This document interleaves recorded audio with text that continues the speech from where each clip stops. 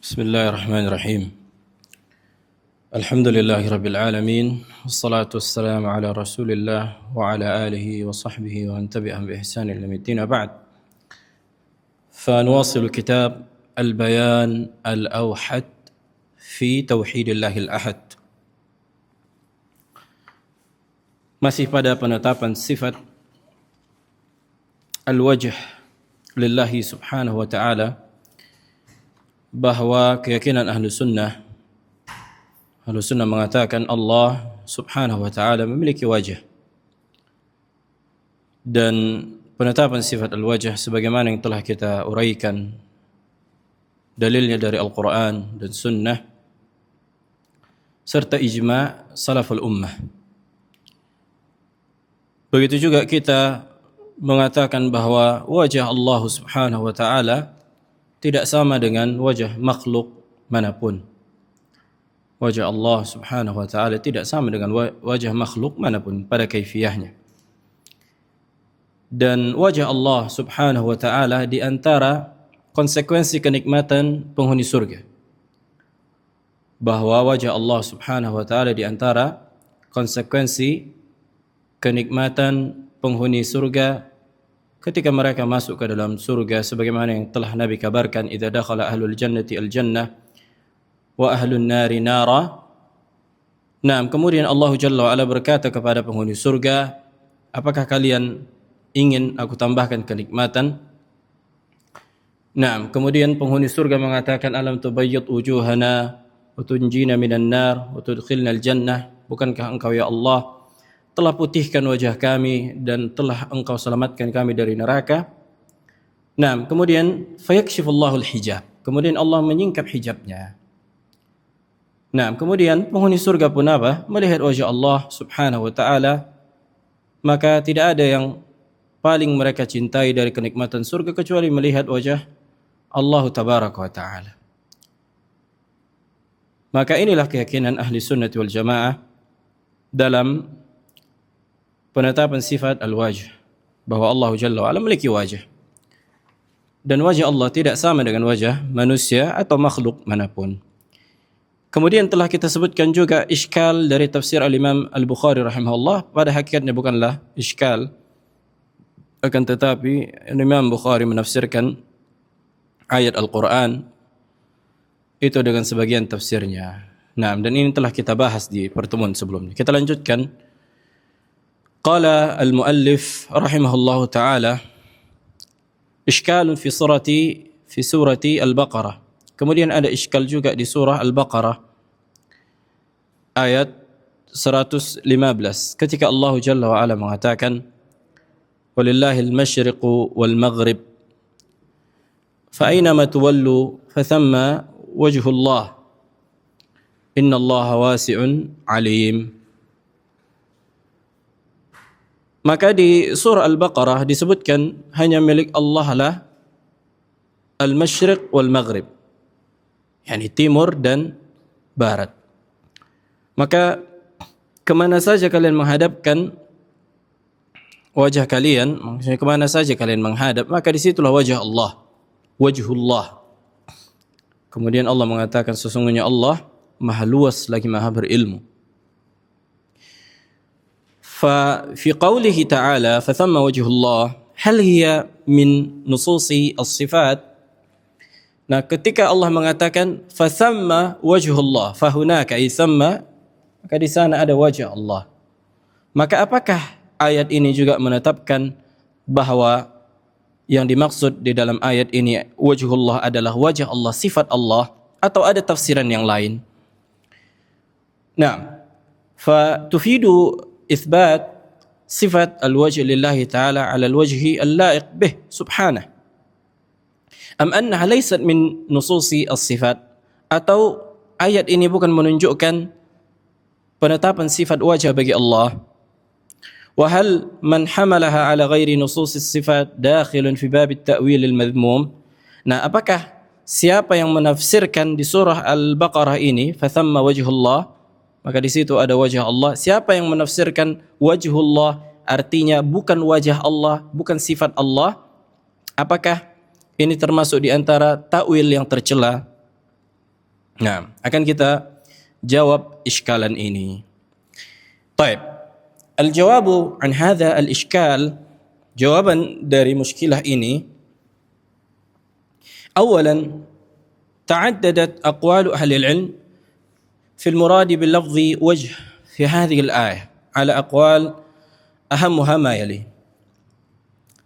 Ucapan ahli al-ilm itu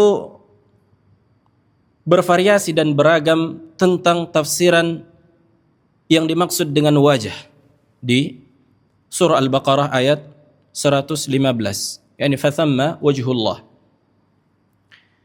Nah, maka akan kita sebutkan ada sekitar 3 pendapat. Ada sekitar 3 pendapat. Nah, atau 2 pendapat sebenarnya. Taib. Al-qaulul awwal, pendapat yang pertama mengatakan anna hadhihi al-ayah min nusus as-sifat. Ayat di surah Al-Baqarah ayat 115 ketika Allah mengatakan fa aina ma tuwallu fa thamma wajhullah, kemana saja kalian menghadap maka disitulah wajah Allah. Maka kata para ulama, na'am, sesuai dengan zahirnya. Apa zahirnya? Menetapkan sifat wajah bagi Allah. Kemana saja kalian menghadap, maka disitulah wajah Allah. Ini pendapat yang pertama. Bahwa di surah Al-Baqarah ayat 115 ini, penetapan sifat wajah bagi Allah Jalla wa'ala. Wa al-muradu bi al-wajh huna sifatullah ta'ala ala al-wajh al-la'iq bih. Yang dimaksud dengan wajhullah adalah wajah Allah. Wa mimman qala bihadzal qaul, dan di antara ulama yang menetapkan pendapat ini, yang pertama Al-Imam Ahmad ibn Hanbal rahimahullahu taala. Dan bisa dilihat di kitab rujukannya. Begitu juga Al-Imam Ad-Darimi, Ahlul Hadis, wa Al-Imam Ibn Khuzaimah, wa Al-Asfahani, wa Ibn Abdul Bar, wa Sam'ani, wa Syekh al-Islam Ibn Taymiyah, wa Al-Imam Ibn Al-Qayyim, wa As-Saffarini, wa As-Sa'di, wa aktsaru muthbitati as-sifat, dan ulama-ulama yang lain yang menetapkan sifat. Jelas. Jadi pendapat yang pertama mengatakan bahwa kemana saja kalian menghadap, maka disitulah wajah Allah. Maka disitulah wajah Allahu subhanahu wa ta'ala. Dan tidak menjadi konsekuensi ketika kita menghadap misalnya, disitulah wajah Allah, kita harus melihat wajah Allah. Enggak. Jelas. Kita tidak harus melihat wajah Allah ketika di dunia ini. Tapi pada hakikatnya, kemana saja kita menghadap, hakikatnya wajah Allah di situ. Nah, sebagaimana yang disebutkan dalam hadis juga bahwa ketika seseorang ketika salat, maka sesungguhnya Allah di hadapannya, qibala wajhi, di hadapan wajahnya. Apakah memberikan konsekuensi berarti harus melihat Allah, harus melihat wajah Allah? Kan enggak. Tapi hakikatnya Allah di hadapannya dan Allah berada di atas. Dan Allah berada di atas. Baik, qala al-Imam Ibn Al-Qayyim as-sahih fi qawlihi ta'ala fa thamma wajhullah, maka yang sahih pada tafsiran ucapan Allah, maka di situ adalah wajah Allah, yakni surah Al-Baqarah ayat 115, annahu ka qawlihi fi sa'iril ayati allati dzakara fiha atau dzukira fiha al-wajh. Maka ayat ini juga menetapkan sifat wajah bagi Allah sebagaimana ayat-ayat yang lain yang menetapkan sifat wajah. Fa innahu qad ittarra atau ittarada maji'uhu fil Qur'ani was sunnah mudhafan ila Rabb ta'ala. Karena senantiasa di dalam Al-Qur'an datang dalam bentuk disandarkan kepada Allah. Ya kan? Fa thamma wajhullah. Maka disitulah wajah Allah. Maka yang dimaksud dengan wajah di sini adalah wajah Allah, yaitu sifat Allah subhanahu wa ta'ala. Karena disandarkan kepada siapa? Kepada Allah Jalla wa Ala. Ala tariqatin wahid, yakni konsepnya, siyaknya sama. Uslubnya, sighahnya sama. Wa ma'nan wahid, maknanya sama, yakni wajah Allah al-haqiqi. Falaysa fihi ma'nayan mukhtalifan fi jami'i al-mawadi' ghair al-mawdi' alladhi dhukira fi surah Al-Baqarah wa huwa fi qawlihi fa thamma wajhullah. Maka tidak ada 2 makna yang berbeda di setiap ayat yang disebutkan di dalam ayat-ayat yang lain, kan gitu, termasuk di antara surah Al-Baqarah ini. Nah, ini pendapat yang pertama yang dijelaskan oleh ulama-ulama yang kita sebutkan, termasuk di antara Al-Imam Ibnu Qayyim rahimahullah. Wa hadha la yata'ayyan hamluhu 'ala al-qiblah wal jihah. Wa hadha la yata'ayyan, yani, dan ini tidaklah wajib, yani tidaklah harus dikatakan yang dimaksud dengan wajah Allah di situ artinya kiblat Allah. Kan itu kiblat atau jihah atau arah. Wala yamtani an yurad bihi wajhu ar-rabb haqiqatan, maka tidak ada sesuatu yang menahan untuk kita tafsirkan yang dimaksud dengan wajah di situ adalah wajah Allah yang hakiki, sifat Allah, wajah Allah subhanahu wa ta'ala yang tidak sama dengan wajah makhluk. Fahamluhu ala ghairil qiblah ka nadhairihi kulliha aula. Naam. Ini yang pertama. Wa mimma istadallu bihi, kemudian apa hujjahnya, kan gitu, dengan apa ulama yang mengatakan ini beristidlal? Yang pertama, annahu la yu'raf itlaq wajhullah 'ala al-qiblah lughatan wala syar'an wala 'urfan. Lihat. Di dalam bahasa Arab dan juga secara syariat dan juga secara 'urf tidak pernah penyebutan wajhullah dimaksudkan ai kiblat. Ini di antara pendapat para ulama. Mereka mengatakan secara bahasa, secara syariat, secara 'urf, bahwa tidak ada masuk yakni ke dalam kategori menerjemahkan atau menafsirkan wajhullah maknanya kiblat Allah. Bal al-qiblah laha ismun yakhussuha. Bahkan kiblat itu memiliki nama yang menjadi kekhususan baginya. Wal wajhu lahu ismun yakhussuhu. Nah, wajah juga memiliki nama yang khusus.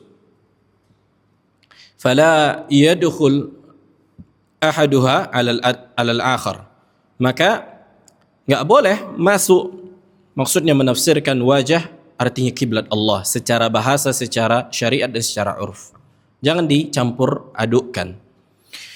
Wala yusta'aru ismuhu lahu, tidak juga diganti. Ista'ara artinya kinayah di dalam ilmu balaghah, isti'arah. Na'am, al-qiblah tusamma wijhatun. Lihat. Kiblat di dalam bahasa Arab bisa juga dinamakan wijhatun.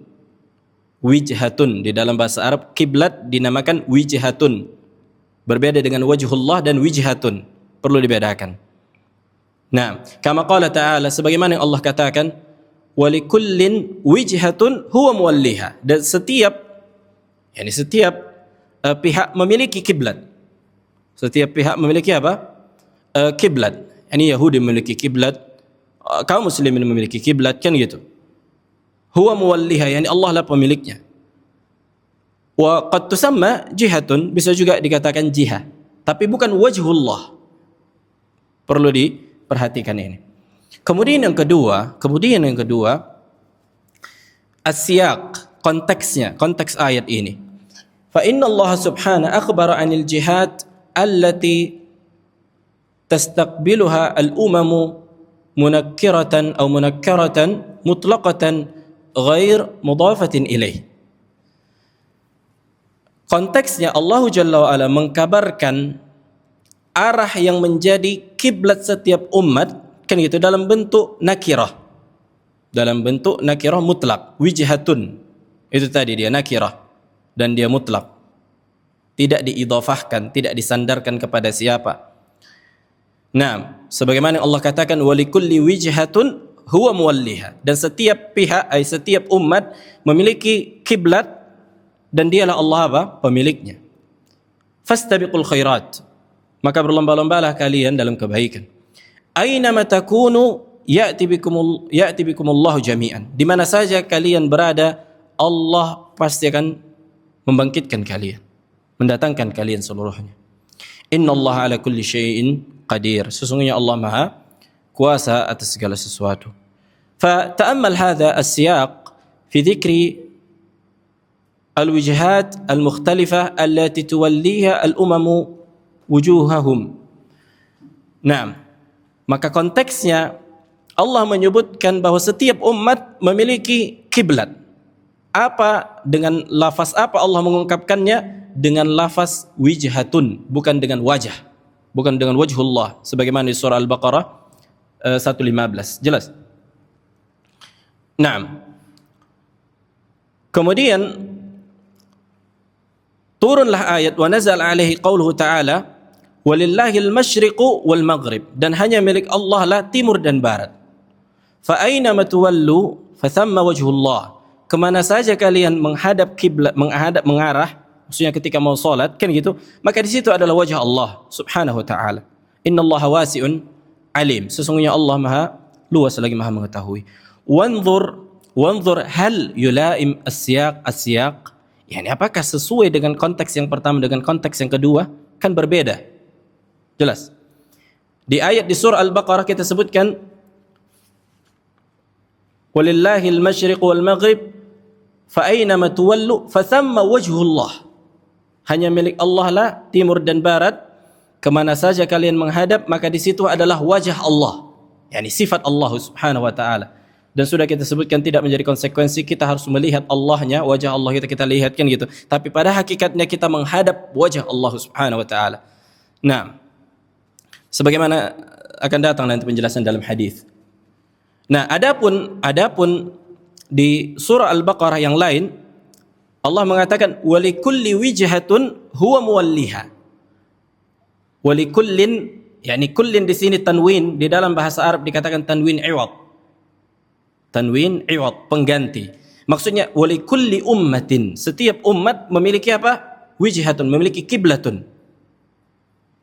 Nah, jadi berbeda antara ayat di surah Al-Baqarah 148 dengan ayat di surah Al-Baqarah 115. Fa aina ma tuwallu fa thamma wajhullah. Kemana saja kalian menghadap maka di situ wajah Allah subhanahu wa ta'ala. Wadih. Baik, wal ma'na al-ma'na wa yutabiquhu. Yani makna yang pertama dan makna yang kedua yani sesuai kan gitu. Am huma siyaqan dalla kullun minhuma ala ma'nan ghair al-ma'na al-akhar, atau setiap konteks memiliki sebuah makna yang berbeda dengan makna yang lain. Fal alfaz ghairul alfaz wal ma'na ghairul ma'na. Nah, lafaznya berbeda maka maknanya berbeda, begitu juga dengan makna. Baik, ini hujjah yang kedua. Kemudian hujjah yang ketiga, anna tafsir al-Qur'an bil Qur'an huwa awla at-tafasir ma wujida ilaihi sabil. Maka menafsirkan Al-Qur'an yang lebih utama tentunya dengan ayat Al-Quran juga. Iya kan? Ini sudah kita sepakati sebelumnya, bahwa Al-Quran ditafsirkan dengan Al-Quran. Kalau tidak ada tafsirannya dalam ayat Al-Quran yang lain, maka ditafsirkan dengan apa? Abraham? Dengan hadis Nabi alaihi salatu wassalam. Nah, kemudian dengan ucapan para sahabat, ucapan para sahabat atau tabi'in, kemudian dalam bahasa Arab. Nah, ولهذا كان يعتمده الصحابة والتابعون والأئمة بعدهم. Oleh karena itu inilah yang para sahabat, para tabi'in dan para a'immah bersandar di atasnya. Menafsirkan ayat Al-Quran dengan ayat Al-Quran yang lain. Wallahu ta'ala dzakara fil Quran al-qiblah bismil qiblah wal wijhah. Jadi Allah menyebutkan di dalam Al-Quran kiblat itu diungkapkan dengan lafaz yang lain, apa? Dengan kiblat atau wijhah, bukan dengan wajah Allah. Sementara di surah Al-Baqarah ayat 115 Allah mengatakan fa aina matuwallu fa thamma wajhullah. Di mana saja kalian menghadap maka di situ wajah Allah. Berarti menunjukkan apa? Sifat Allah, sifatul wajh. Nah. Wa dzakara wajhahu al-karim bismil wajh al-mudhaf ilaih. Sementara di surah Al-Baqarah ayat 115 Allah menyebutkan wajahnya yang mulia kan gitu dan disandarkan kepadanya. Fatafsiruhu fi hadhihi al-ayah binadhairihi huwa al-muta'ayyan. Maka menafsirkan ayat artinya di surah Al-Baqarah 115 itu sama dengan ayat yang telah kita sebutkan di awal penetapan sifat, itu juga ayat sifat yang menetapkan wajah bagi Allah subhanahu wa ta'ala. Kemudian yang keempat, hujjah yang keempat, anna sunnah hadis dallat ala anna al-musalliya idza qama yusalli fa inna Allaha qibla wajhi. Sesungguhnya orang yang salat, disebutkan dalam hadis, orang yang salat apabila dia berdiri ketika mau salat kan gitu, maka sesungguhnya Allah di hadapan wajahnya. Di hadapan wajahnya. Wa hiya bimathabati tafsir li hadhihi al-ayah. Maka hadis ini seolah-olah nas menunjukkan apa? Tafsiran ayat Al-Quran. Subhanallah, makanya kuat kan gitu. Secara ayat Al-Quran juga menunjukkan bahwa yang dimaksud dengan al-wajh di situ adalah sifat Allah. Begitu juga dengan hadis Nabi alaihi salatu wassalam yang dikeluarkan oleh Al-Imam Al-Bukhari. Minha qauluhu alaihi salatu wassalam, ketika Nabi alaihi salatu wassalam mengatakan, "Idza kana ahadukum yusalli," kalau salah seorang kalian ingin salat, fala yabsuq, atau di dalam salat, baik itu mau salat baik di dalam salat, fala yabsuq qibla wajhi, maka janganlah dia berludah di hadapannya. Fa innallaha qibla wajhihi, sebutkan di dalam hadis yang lain, akan tetapi an yasarihi, akan tetapi ke arah kirinya. Adapun ke arah kanan, maka para malaikat ada di situ. Janganlah dia berludah di hadapan depan dan arah kanan, akan tetapi sebelah kirinya. Naam. Begitu juga disebutkan dalam hadis ini, fa innallaha qibla wajhihi, sesungguhnya Allah di hadapan wajahnya. Perlu diperhatikan dan janganlah terbayang bagi kita bahwa Allah itu berarti seolah-olah menempel di dinding karena di hadapan kita, enggak. Tapi Allah senantiasa di atas seluruh makhluknya, dan bersamaan dengan itu kita katakan bahwa Allah di hadapan kita. Nah, sebagaimana orang-orang Arab juga mengatakan bahwa langit itu di hadapannya. As-sama' qibla wajhik, langit itu di hadapanmu. Tapi apakah menunjukkan langit itu harus horizontal? Ya kan? Enggak harus. Langit itu tetap berada di atas kita dan dia pun di hadapan wajah kita. Jadi tidak kontradiksi antara di hadapan wajah harus satu arah, maksudnya apa? Horizontal. Nah, wadah.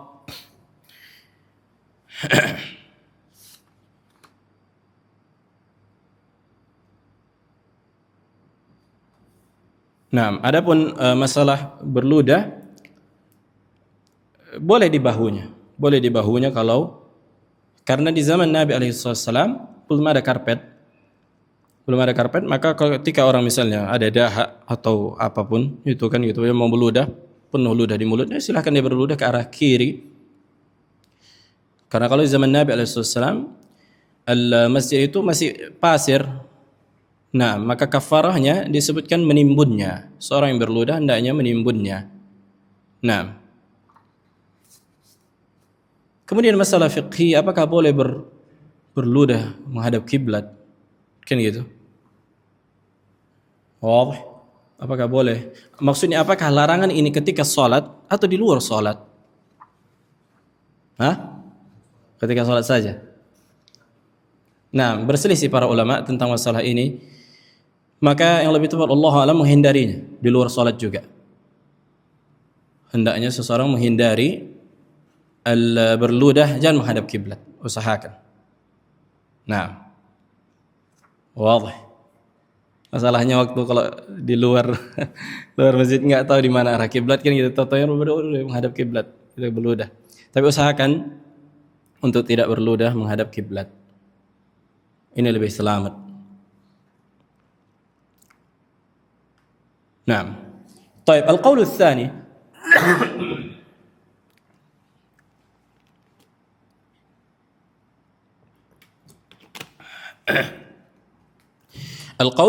pendapat yang kedua, أن هذه الآية المراد بها القبلة والوجهة, yang dimaksud dengan ayat di surat Al-Baqarah, فأينما تولوا فثم وجه الله, di mana saja kalian menghadap, maka disitulah wajah Allah. Bukan kata para ulama maksudnya wajah itu sifat Allah, akan tetapi kiblat Allah. Kiblat Allah subhanahu wa ta'ala. Wadah.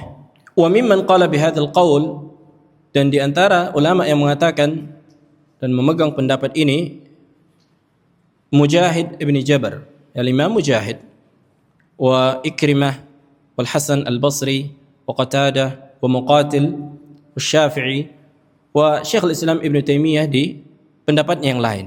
Syekhul Islam Ibn Taimiyah dua pendapat. Nah, pendapat yang pertama mengatakan itu adalah sifat Allah, maka pendapat yang lain beliau mengatakan apa? Ini maksudnya itu kiblat. Wa Syaukani wa jumhur salaf, dan salaf yang lain. Wa yunsabu hadzal qaul li Ibnu Abbas. Pendapat ini juga disandarkan kepada sahabat Ibnu Abbas radhiyallahu taala anhu. Baik. Qala Syekhul Islam Ibnu Taimiyah rahimahullah, berkata Syekhul Islam Ibnu Taimiyah, "Laysat hadhihi al-ayah min ayatis sifat." Ayat di surah Al-Baqarah 115 bukan di antara penetapan sifat wajah bagi Allah. Yani fa aina matwallu fa thamma wajhullah. Wadih? Wa man addaha min as-sifat faqad ghalid. Bahkan beliau mengatakan siapa yang menganggap ayat ini termasuk menetapkan sifat wajah, maka dia telah salah. Wa qala innaha qad tadullu ala as-sifah lakin biwajhin fihi nadhar. Dan beliau juga mengatakan mungkin bisa menetapkan sifat juga, akan tetapi masih perlu diteliti. Makna fihi nadhar yakni masih bisa apa? Tidak pasti gitu, laisa qat'i. Itu makna fihi nadhar, bukan yakni mutlak itu maknanya. Nah, multi tafsir, dia masih bisa diperdebatkan. Kemudian wa mimma istadallu bihi. Subhanallah, maksudnya lihat ulama ketika berselisih, nikmatnya ketika kita melihat sesama ahlus sunnah ya. Ini yang berselisih sesama ahlus sunnah. Bukan kita mengatakan perselisihan antara ahlus sunnah dan ahlul bidah. Kalau ahlul bidah berselisih dengan ahlus sunnah, mereka dalil mereka jarihah, jisim, tidak sesuai dengan akal. Lihat, kalau para ulama ahlus sunnah berselisih, yang mereka gunakan apa? Dalil Al-Quran dan sunnah Nabi alaihissalam. Ini nikmatnya membaca perselisihan ahlus sunnah. Nah, ini kita membahas perselisihan antara ahli sunnah, bukan ahli sunnah dengan ahli kalam atau asy'ariyah, enggak. Mereka enggak masuk ke sini. Nah, wa mimma istadallu bihi, dan di antara yang mereka jadikan dalil, yakni ulama yang mengatakan bahwa yang dimaksud dengan ayat di surah Al-Baqarah bukan wajah Allah tapi kiblat, maknanya konteksnya, siaknya. Fa inna siyaqal kalam yadullu 'ala al-murad. Kata para ulama yang mengatakan pendapat ini, konteks dari ayat tersebut menunjukkan maksud dari wajah Allah di situ bukanlah wajah Allah sifat tapi kiblat. Haitsu qala, ketika Allah mengatakan walillahil masyriq wal maghrib, dan hanya milik Allah lah timur dan barat. Fa aina matwallu fa thamma wajhullah. Maka kemana saja kalian mengarah, di situlah wajah Allah. Wal masyriq wal maghrib al jihad. Maka timur dan barat ini kan arah gitu. Timur dan barat kan arah. Wadih. Wal wajhu huwal jihah. Maka al wajh, kata ulama yang mengatakan pendapat ini juga dikatakan jihah, yakni arah. Yuqal ay wajhin, ayu wajhin turidu, arah mana yang kau inginkan? Ay jihatin. Nah, wa ana uridu hadzal wajh. Maksudnya arah mana yang sama, ay hadhil jihah. Kama qala ta'ala wa likulli wijhatun huwa muwalliha. Sebagaimana Allah katakan, dan setiap umat memiliki wijhatun, yakni arah, ya kiblat, dan dialah Allah pemiliknya. Walihada qala fa aina ma tuwallu fa thamma wajhullah. Oleh karena itu Allah mengatakan kemana saja kalian menghadap maka di situ adalah kiblat Allah, ay tastaqbilu wa tatawajjahu. Yani kalian mengarah dan kalian menghadap.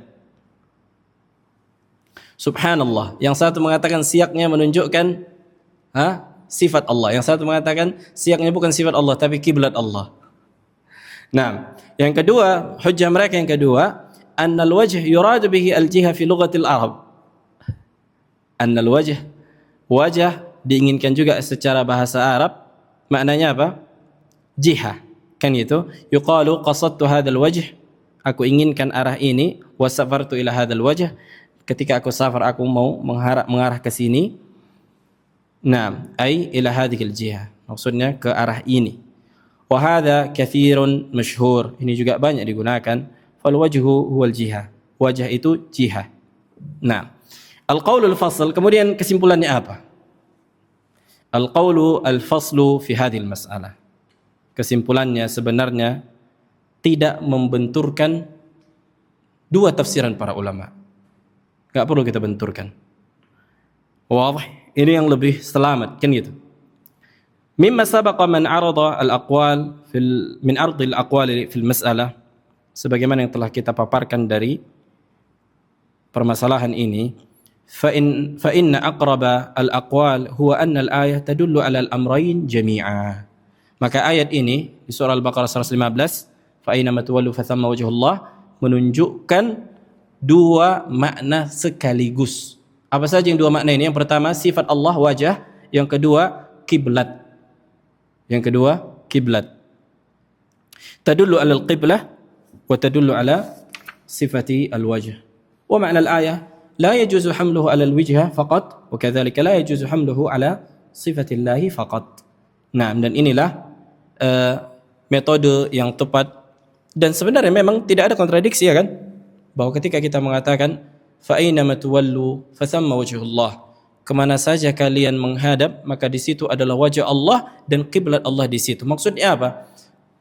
Ketika seseorang salat dan dia telah berusaha untuk mengetahui arah kiblat, maka dia nggak tahu atau dia salah kan gitu, maka boleh dia mengarah kemana saja yang paling ia yakini di situ arah kiblat.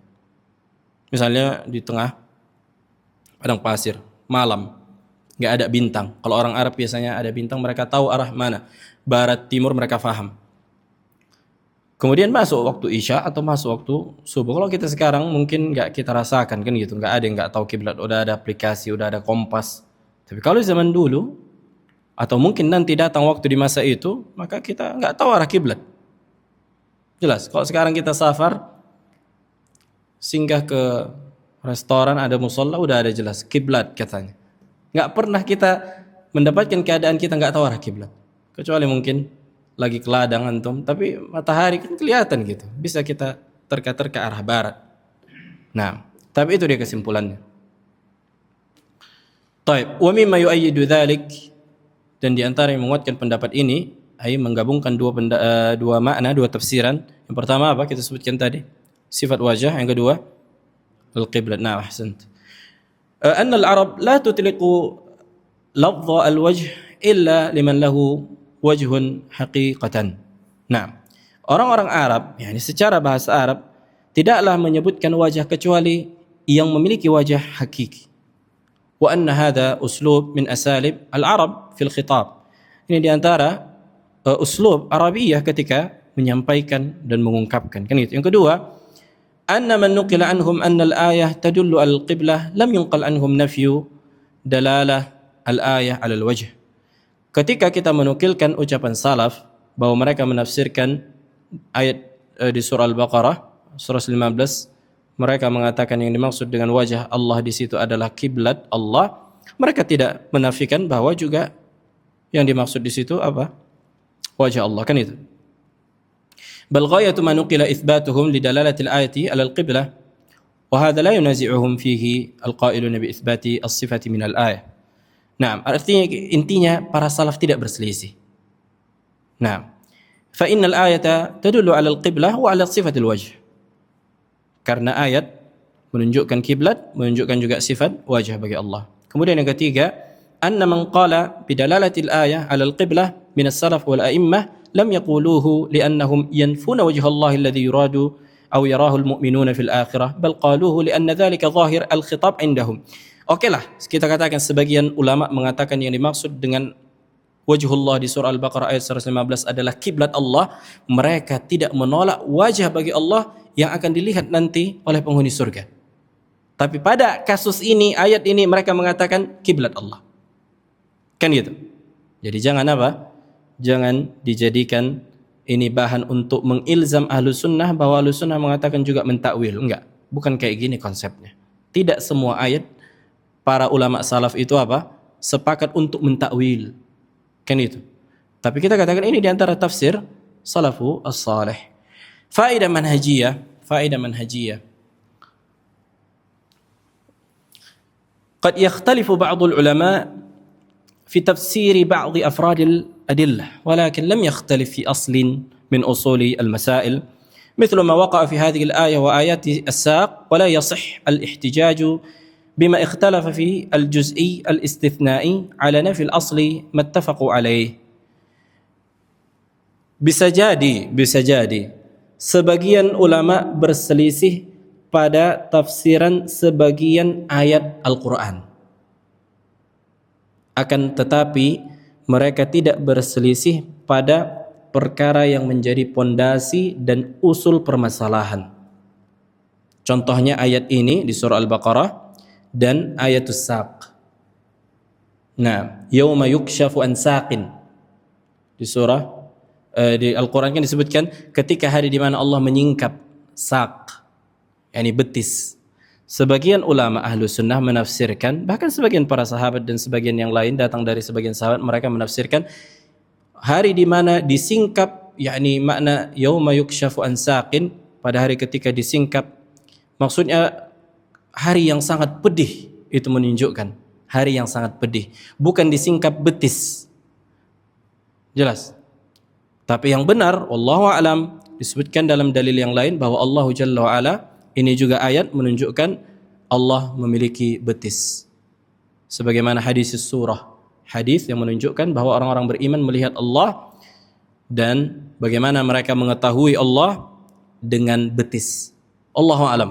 Ini maksudnya jangan kita bayangkan oh betis, kita katakan oh betis manusia, kita bayangkan macam betis kita. Wadah. Allahu a'lam bagaimana betis Allah Subhanahu wa taala. Allah sebutkan dalam hadis bahwa Allah memiliki betis. Sudah kita tetapkan betis. Bagaimana bentuknya Allahu a'lam. Bagaimana bentuknya Allahu a'lam. Jangan bayangkan betis manusia yang terdiri dari daging, dari bulu dan kulit. Kan itu.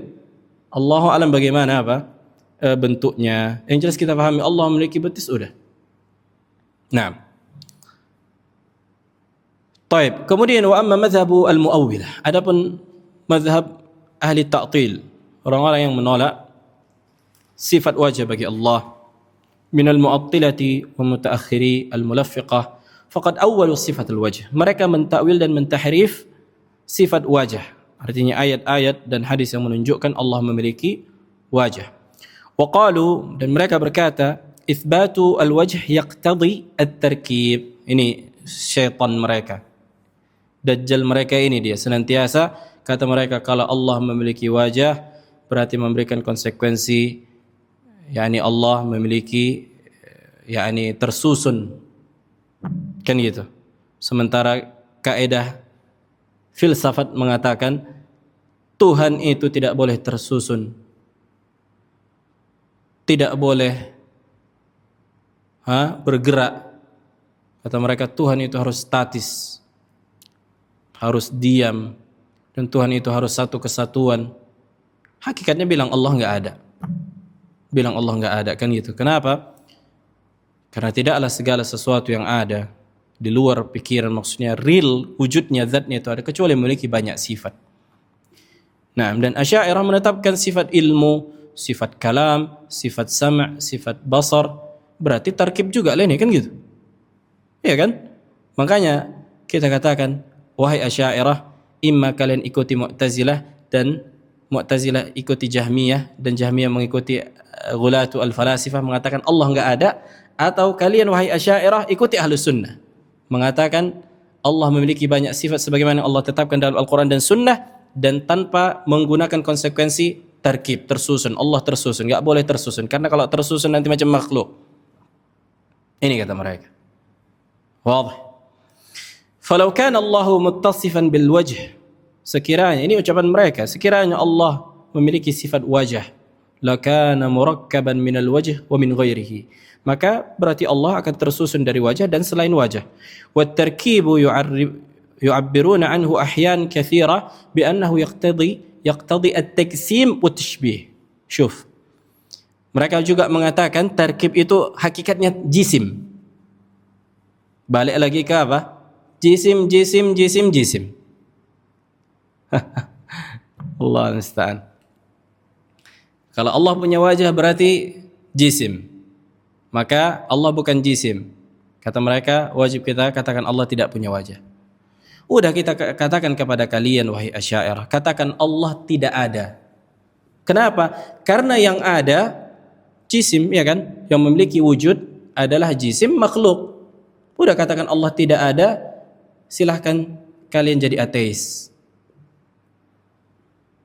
Karena kalau kalian tetapkan sebagian sifat, kalian katakan Allah memiliki ilmu, kita katakan juga, mungkin kita katakan bahwa tidaklah yang berilmu kecuali jisim, ya kan? Gimana? Maka wajib kalian menetapkan apa yang Allah tetapkan tanpa menggunakan konsekuensi filsafat. Nah, masalah jisim udah kita bahas, kita ulang-ulang. Nah, makanya rujuk lagi durus-durus yang lalu masalah jisim ini. Baik, adzan dulu kalau enggak. Baik, kita lanjutkan sedikit lagi.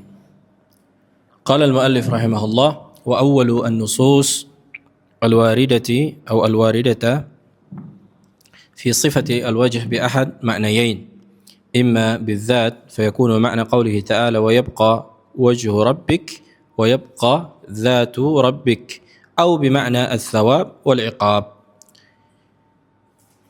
Naam, mereka mentahrif ayat Al-Quran yang menetapkan Allah memiliki wajah. Apa kata mereka? Kata mereka imma maknanya zat, maksudnya Allah tidak memiliki wajah, tapi artinya wa yabqa wajhu rabbik, maknanya wa yabqa dan tetaplah zat Rabbmu, bukan wajah Rabbmu. Artinya Allah enggak punya wajah hakikatnya, tapi yang dimaksud dengan wajah di situ apa? Zatnya Allah. Ini tafsiran ahli bidah yang pertama. Yang kedua, mereka menafsirkan wajah di situ artinya thawab, yakni balasan, dan iqab dan hukuman. Ini kata mereka.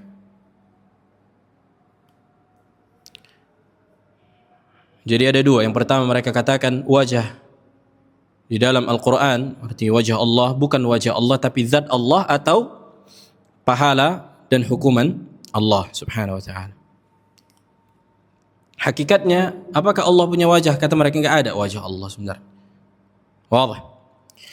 Nah, yaqulu Asy-Syarif Ar-Ridha, berkata Asy-Syarif Ar-Ridha di antara tokoh Asy'ariyah atau ahli al-kalam, lamma dzakara qaul Allah Ta'ala wa yabqa wajhu rabbik, ketika menyebutkan tafsir ayat Al-Quran wa yabqa wajhu rabbik, qala hadhihi ista'aratun wa hadhihi isti'aratun yani majazan wa qad taqaddama al-kalamu ala nadhiriha wal murad wa yabqa dhatu rabbik wa haqiqatuhu faja'ala al-wajha huna bima'na adz-dzat.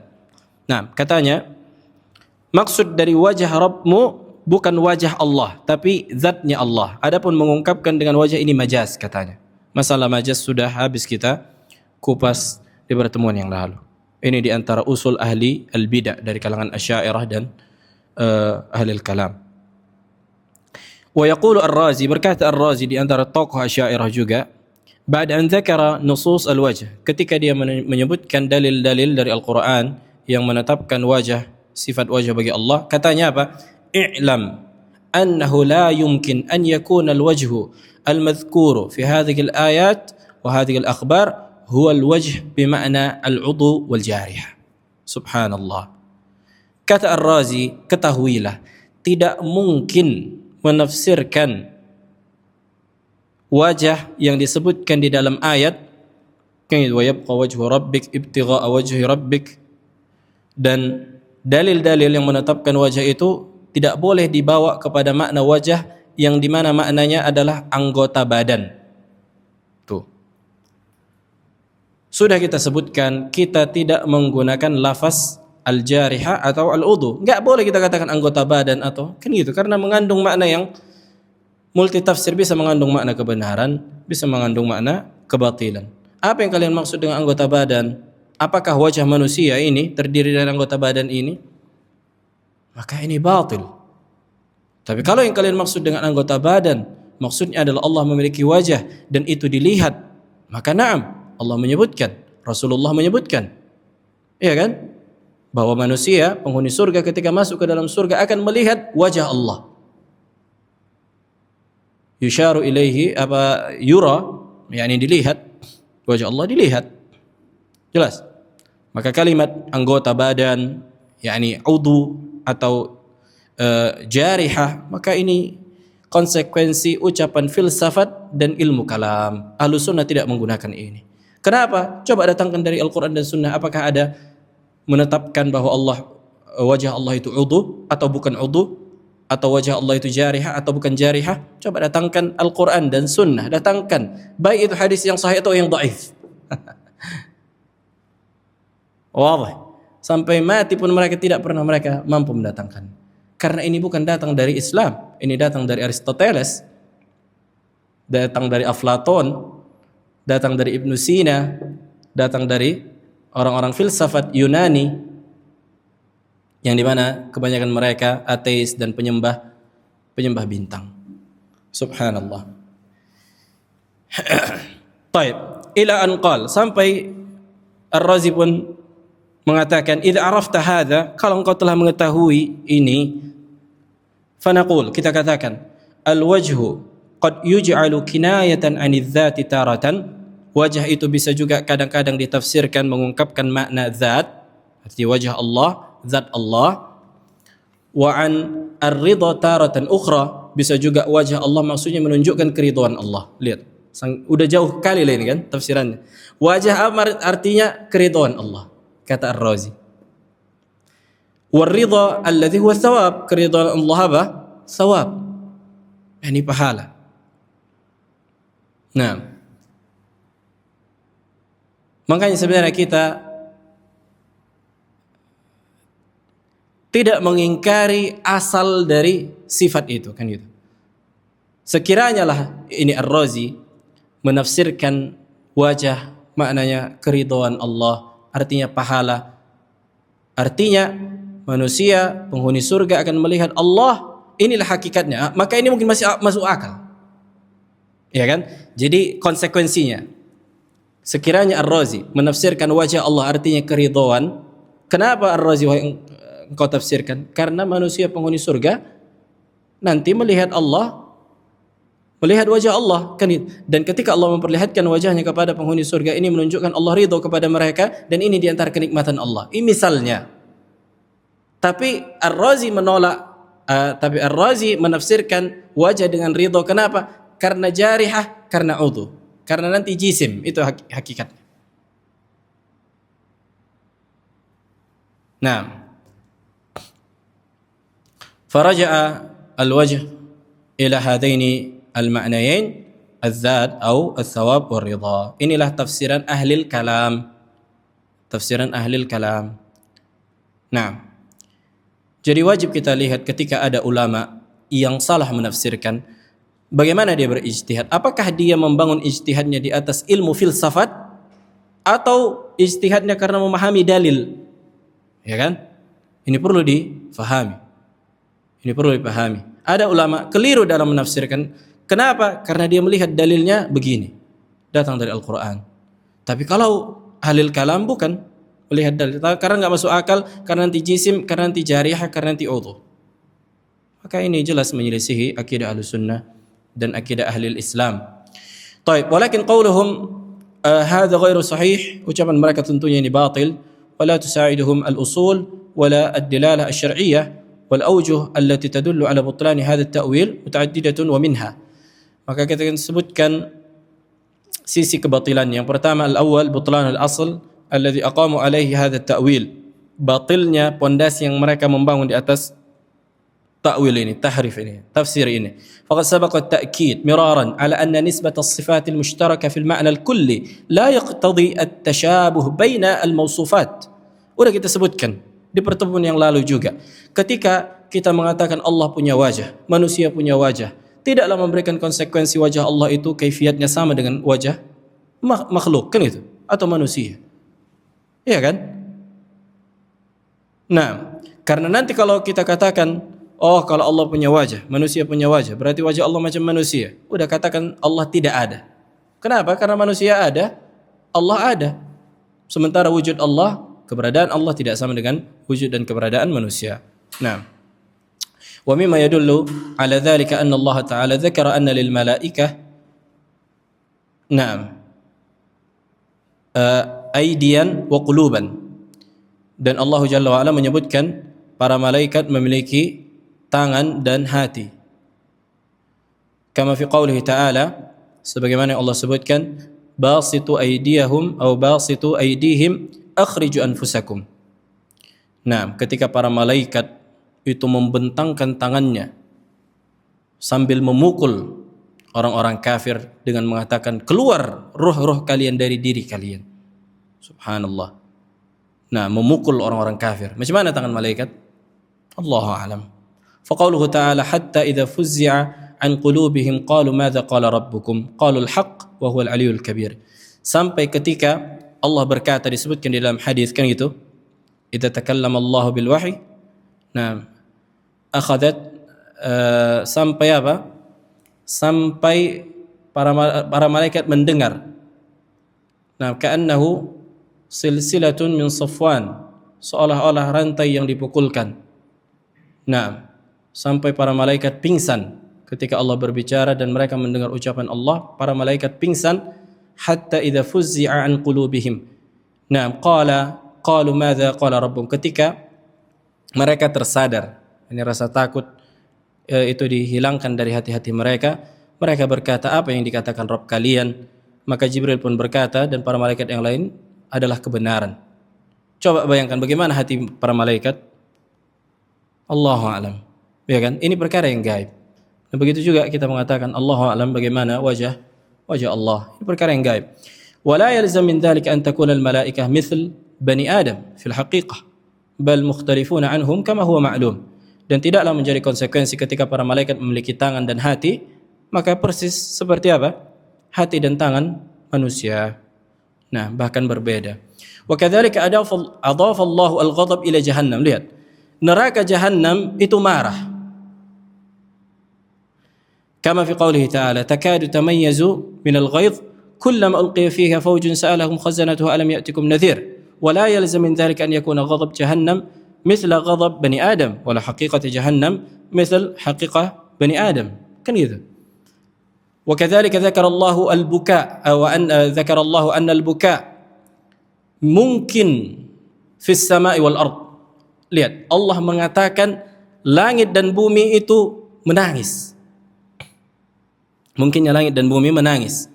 Sebagaimana yang Allah katakan di dalam Al-Quran di surat Dukhan 29. فَمَا بَكَتْ عَلَيْهِمُ السَّمَاءُ وَالْأَرْضُ وَمَا كَانُوا مُنظَرِينَ. Dan langit dan bumi ketika Fir'aun dan bala tentaranya mati dan hancur, langit dan bumi tidak menangis. فَمَا بَكَتْ مَا بَكَتْ. Mafhumul mukhalafah ini disebutkan para ulama dan disebutkan dalam riwayat Ibnu Abbas walaupun sanadnya dhaif, bahwa hakikatnya langit dan bumi menangis ketika orang mukmin yang saleh itu meninggal. Bagaimana menangisnya langit dan bumi? Apakah harus mengucurkan air mata sebagaimana manusia matanya merah? Sementara kita lihat kan gitu, nggak bisa dia apa? Tidak bisa dijangkau oleh akal kaifiatnya. Disebutkan juga dalam hadis matahari sujud. Kan gitu, setiap berganti siang dan malam. Coba bagaimana matahari sujud? Nah, makanya Allah ini perkara yang gaib, enggak bisa menggunakan akal dan tidak bisa menggunakan qiyas naqis ala istiqra'in naqis. طيب ومع ذلك لا يلزم أن يكون بكاء السماوات والأرض مثل بكاء بني آدم ولا حقيقة السماوات والأرض مثل حقيقة بني آدم. Nah, menangisnya langit dan bumi tidak harus sama dengan menangisnya manusia. وكذلك الحال في نسبة التسبيح وأنواع الخطاب إلى الجمادات من السماوات والأرض وغيرها فالقاعدة فيها متحدة. Kan gitu. Ini kan seluruhnya perkara yang gaib. Allah menyebutkan juga bahwa apa? Benda-benda langit sampai benda-benda yang mati ini bertasbih. Sampai Allah mengatakan walakin la tafqahuna tasbihahum. Akan tapi kalian enggak faham bagaimana mereka bertasbih. Perkara gaib, simple. Allah alam, kita yang imani segala sesuatu bertasbih, Allah alam bagaimana. Nah, فإذا كانت تلك الأوصاف المضافة إلى تلك المخلوقات لا يلزم منها مشابهة الحقيقة الأوصاف القائمة بالإنسان فكذلك الأوصاف المضافة إلى الله تعالى لا يلزم منها أن تكون مشابهة لحقيقة الأوصاف القائمة بالإنسان. Kan itu. Maksudnya apa? Sebagian makhluk memiliki sifat, langit menangis, neraka Jahannam marah, tidak sama dengan yang ada pada sifat manusia. Maka begitu juga apa? Sifat Allah Subhanahu wa taala tidak sama dengan kaifiyat sifat makhluk manapun. فما أضيف إلى الله تعالى من الوجه واليدين والقدمين والضحك والكلام وغيرها ليست مثل حقيقة أو ليست مثل حقيقة أوصاف الإنسان. Maka apa yang Allah kabarkan dan disandarkan kepada Allah seperti Allah memiliki wajah, Allah memiliki kedua tangan, Allah memiliki kedua kaki, Allah tertawa, Allah berbicara, Allah turun ke langit dunia setiap sepertiga malam. Kan itu Allah memiliki as-saq, Allah memiliki betis, Allah memiliki pinggang, al-hiqu, apalagi Allah memiliki sa'at, Allah memiliki kaf. Maka Allah memiliki asabi', Allah memiliki jari jemari, tidak sama dengan makhluk manapun, tidak sama dengan manusia dan tidak sama dengan makhluk manapun dan tak pernah terbayangkan oleh kita. Nah, cukup kita imani Allah memiliki sifat ini, tapi kita tidak mengetahui bagaimana kaifiatnya. Sebagaimana kita imani langit menangis, sebagaimana kita mengimani neraka jahanam marah. Bagaimana? Allah a'lam. Nah, kemudian kita habiskan sedikit lagi tanggung. Anna ta'wil al-asy'ariyah dzalika yulzimuhum fi sifatil iradati wa sifatil ilm. Nah, ketika Asy'ariyah mengatakan, oh, wajib ditakwil, kan itu. Wajah artinya apa? Zat. Nah, maka silahkan juga takwil sifat-sifat yang lain. Nah, al-iradah wa sifatul ilm, sifat keinginan dan sifat ilmu. Fa innal mu'attilah min al-falasifa wal mu'tazilah alzamuhum bi anna itsbataha yaqtadi at-tarkib wa at-taqsim. Ini sudah kita jelaskan. Asy'ariyah menetapkan sifat keinginan, Asy'ariyah menetapkan sifat ilmu.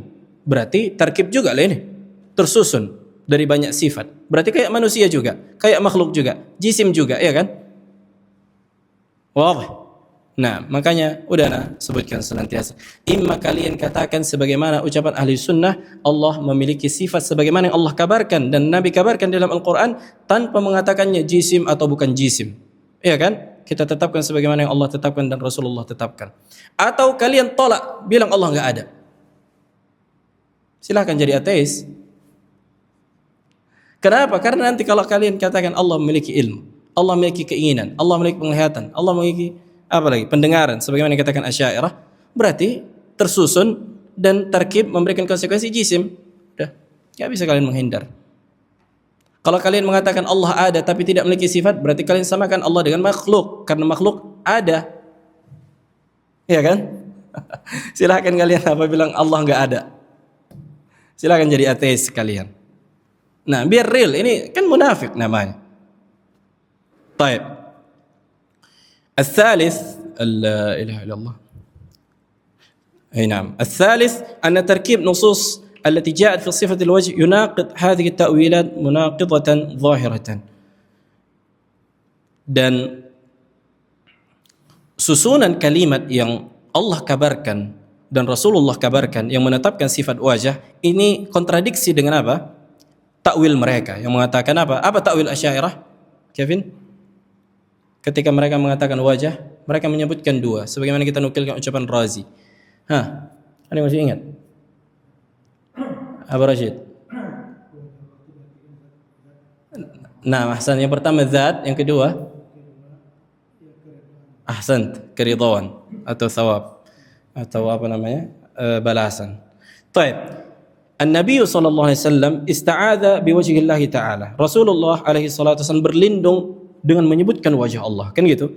Sebagaimana hadis yang kita sebutkan sebelumnya, a'udzu biwajhikal karim. Ya Allah, aku berlindung kepadamu dengan wajahmu yang mulia. Mungkinkah dengan keridhaanmu yang mulia atau dengan zatmu yang mulia, kan gitu? Maka Nabi mengkhususkan wajah yang mulia. Nabi juga berdoa, kan gitu, untuk meminta kepada Allah memperlihatkan kelezatan wajahnya ketika memandang wajahnya nanti. Allahumma inni as'aluka ladzatan nazar ila wajhikal karim. Ya Allah, aku meminta kelezatan memandang wajahmu. Nah, wa hadzal hadits yadullu ala anna al-wajh la yuradu bihi athwab. Hadis ini menunjukkan bahwa yang dimaksud dengan wajah bukanlah balasan, kan gitu. Lianna thawab makhluq, falau kana al-murad bi wajhi Allah thawabuhu atau thawabahu, lakana ma'na dhalika anna Nabi alaihi salatu wassalam ista'adza bi makhluq, wa la yajuzu al-isti'adzatu bi makhluq. Sekiranya yang dimaksud dengan wajah di hadis a'udzu bi wajhik al-karim adalah makhluk, berarti Rasulullah berlindung dengan makhluk. Maka ini kekufuran berlindung dengan makhluk. Minta perlindungan kepada Allah dengan makhluk. Wazi. Naam. Wa yaqulu Nabi alaihi salatu wasallam wa as'aluka ladzatan nazar ila wajhikal karim. Tuh, dan aku meminta kepadamu ya Allah lezatnya memandang wajahmu yang mulia. Ini sangat-sangat apa? Gamblang, kan gitu.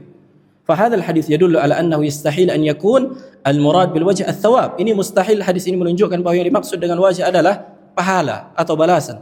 لأن النبي عليه الصلاة والسلام طلب أن يتلذذ بالنظر إلى وجهه الكريم الذي يحسن التلذذ به وهذا لا يتحقق بالثواب. ومن ذلك حديث عبد الله بن عمرو بن العاص أن النبي عليه الصلاة والسلام كان إذا دخل المسجد قال أعوذ بالله العظيم بوجهه الكريم. Nabi alaihi wasallam ketika masuk masjid juga berdoa, ya Allah berlindung kepadamu yang mulia dengan wajahmu yang mulia. وهذا الحديث يدل على أنه يستحيل أن يكون المراد بالوجه الذات.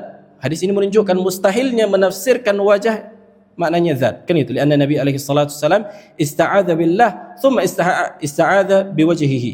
Karena Nabi berlindung kepada Allah kemudian berlindung dengan menyebutkan wajahnya. Dan ini dibolehkan, bersumpah al-halif dan isti'adzah dengan sifat Allah. Sebagaimana juga kita sebutkan a'udzu bikalimatillahi tammati min syarri ma khalaq. Aku berlindung kepada Allah dengan kalimatnya yang sempurna, dan kalimat Allah yang sempurna adalah ucapan Allah. Nah, dan ini di antara sifat Allah.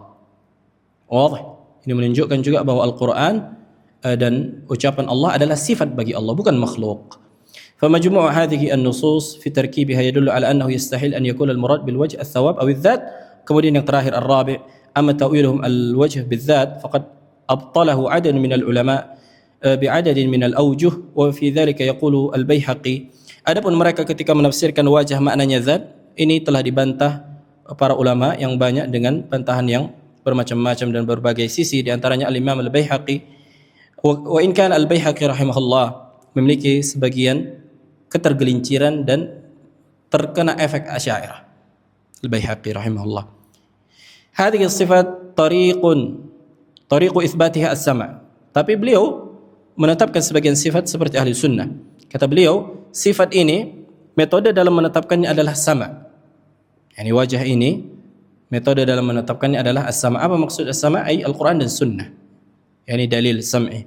Fa nuthbituha liwurudi khabari as-sadiq biha wala nukayyifuha. Lihat, kita menetapkannya sebagaimana kabar yang datang dari Nabi alaihi salatu wasallam dan Al-Qur'an, dan tidak boleh kita tanya bagaimana atau kita bayangkan bagaimananya. Qala Allah tabaraka wa taala wa yabqa wajhu rabbika dzul jalali wal ikram, dan tetaplah tinggallah wajah Rabbmu yang memiliki kemuliaan dan keagungan. Fa adhafa al-wajha ila dzat, kemudian Allah menyandarkan wajah kepada zat, artinya wajah Allah, wa adhafa an-na'at ila al-wajh. Naam. ويبقى وجه ربك ذو الجلال والإكرام ولو كان ذكر الوجه صلة ولم يكن للذات صفة لقال ذي الجلال والإكرام. نعم. أبا رب ذو الجلال والإكرام أبا الدرداء ويبقى وجه ربك ذو الجلال والإكرام. ذو di antara asma al-khamsah, ya kan? Marfu' dalam keadaan rafa', alamat raf'ihi waw. Ya kan? Kemudian apa kedudukannya? Kedudukannya sifat bagi wajah. Kedudukannya sifat bagi wajah. Ini menunjukkan apa? Yang dimaksud dengan wajah di situ adalah wajah yang hakiki. Karena sekiranya apabila yang dimaksud dengan wajah adalah zat, maka harusnya dzil jalali wal ikram idhafahnya kepada rabbik. Kepada rabbik. Naam. Falamma qala dzul jalali wal ikram alimna annahu na'tun lil wajh, yani sifat lil wajh, na'at man'ud, sehingga ana di antara istilah al-kufiyin. Adapun sifatul mausuf istilah al-basriyin wa huwa sifatun li adzat. Nah, ada pertanyaan? Nah, Pak Amin, fadhal.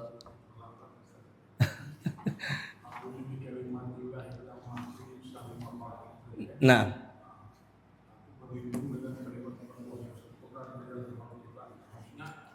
kalimat-kalimat yang mana? Apakah seluruh Al-Quran itu? Ahsant. Allahu a'lam. Yang jelas kalimatullah mencakup dua, kalimat syar'iyyah dan kalimat kauniyah. Kalimat Allah itu mencakup dua, kalimat syar'iyyah itulah yang dikatakan Al-Quran, perintah, larangan. Kemudian ada kalimat Allah, kalimat kauniyah. Kauniyah itulah ketika Allah mengatakan innama amruhu idza arada syai'an an yaqula lahu kun. Sesungguhnya perkara Allah apabila Allah menginginkan sesuatu, Allah mengatakan kun. Kalimat kauniyah ciptaan. Maka mencakup dua, wallahu alam. Kalimat kauniyah dan kalimat syar'iyah. Maksudnya Al-Quran dan kalimat Allah ketika menciptakan sesuatu dengan mengatakan kun.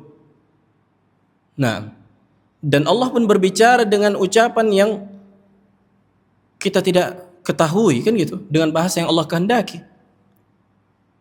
Wadah.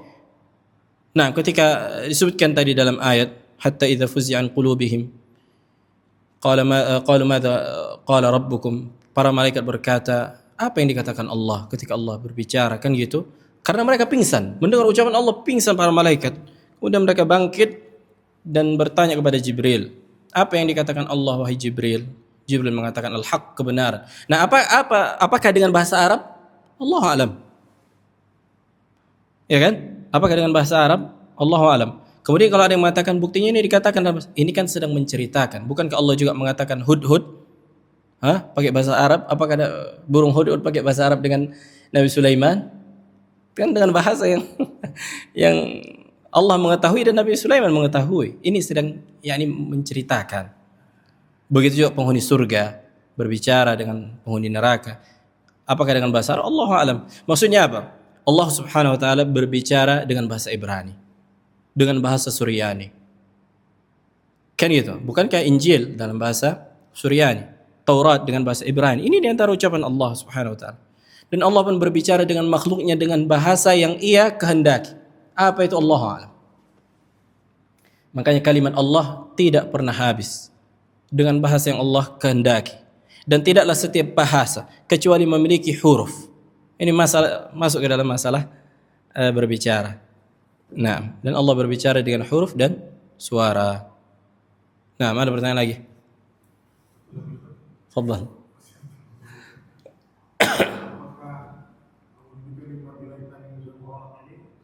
Bisa diamalkan jika kita misalnya merasa risau atau merasa tidak enak. Nah, disebutkan dalam hadis kan itu, idza nazala manzilan, ketika seseorang singgah di sebuah tempat kemudian ia merasa takut, maka hendak dia mengucapkan ini kalimat ini, a'udzu bikalimatillahi tammati min syarri ma khalaq. Nah, ini di antara doa yang atau ta'awudz yang diajarkan Nabi alaihi salatu wassalam ketika misalnya datang ke sebuah tempat, kan gitu. Contohnya kayak ke ladang, kemana yang.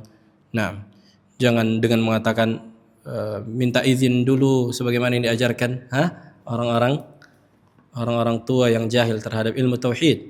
Minta izin dulu. Nanti mau mengambil apa minta izin dulu yang penunggunya. Maka ini kesyirikan. Ini kesyirikan.